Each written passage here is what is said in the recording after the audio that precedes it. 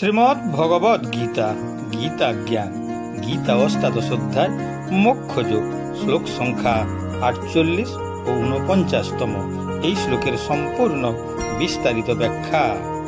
সহজং কর্ম কৌন্তেয় সদোষমপি ন ত্যজ্যেৎ, সর্বারম্ভা হি দোষেন ধূমেনাগ্নিরিবাবৃতা।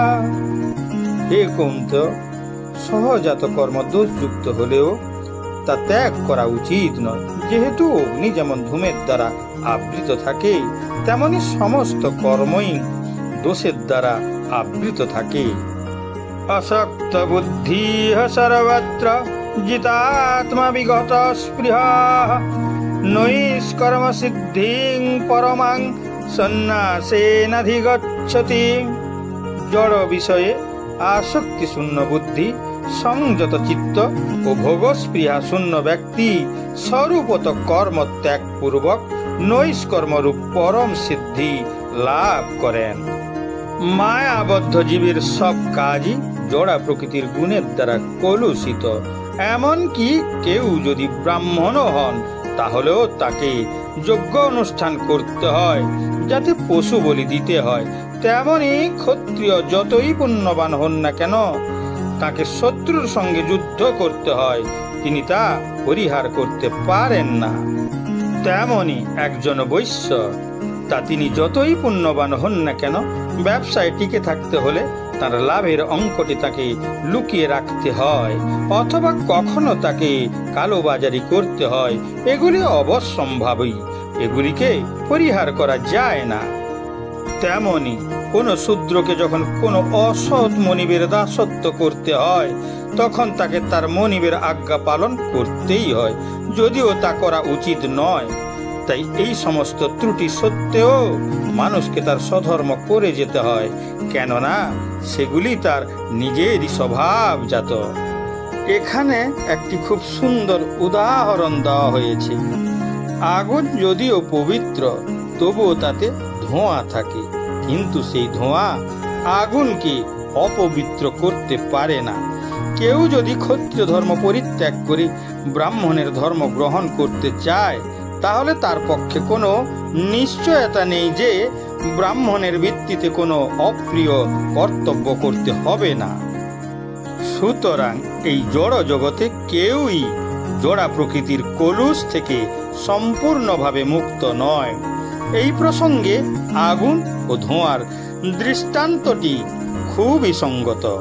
শীতের সময় কেউ যখন আগুন পোহায়, কখনো কখনো ধোঁয়া তার চোখ ও শরীরের অন্যান্য অঙ্গগুলিতে বিব্রত করে, কিন্তু এই সব বিরক্তিকর অবস্থা সত্ত্বেও তাকে আগুনের সদ্ব্যবহার করতে হয়। তেমনি কয়েকটি বিরক্তিকর ব্যাপারের জন্য স্বভাবজাত বৃত্তি পরিত্যাগ করা উচিত নয়, বরং নিজের বৃত্তিমূলক কর্ম অনুষ্ঠান করার মাধ্যমে কৃষ্ণ ভাবনায় ভাবিত হয়ে পরমেশ্বর ভগবানের সেবা করতে দৃঢ় সংকল্প হওয়া উচিত। সেটি হচ্ছে সিদ্ধিলাভের একমাত্র লক্ষ্য। পরমেশ্বর ভগবানের সন্তুষ্টি বিধানের জন্য যখন কোনো বিশেষ বৃত্তিমূলক কর্ম অনুষ্ঠিত হয়, তখন সেই বিশেষ কর্মের সমস্ত ত্রুটিগুলি পবিত্র হয়ে যায়। ভগবানের সেবায় যুক্ত হওয়ার ফলে কর্মফল যখন পবিত্র হয়ে যায়, তখন মানুষের অন্তর আত্মাকেও দর্শন করাই হচ্ছে আত্ম উপলব্ধি। এই শেষ অধ্যায়ে শ্রীকৃষ্ণ পূর্বে বর্ণিত অনেক নীতির পুনরাবৃত্তি করেছেন।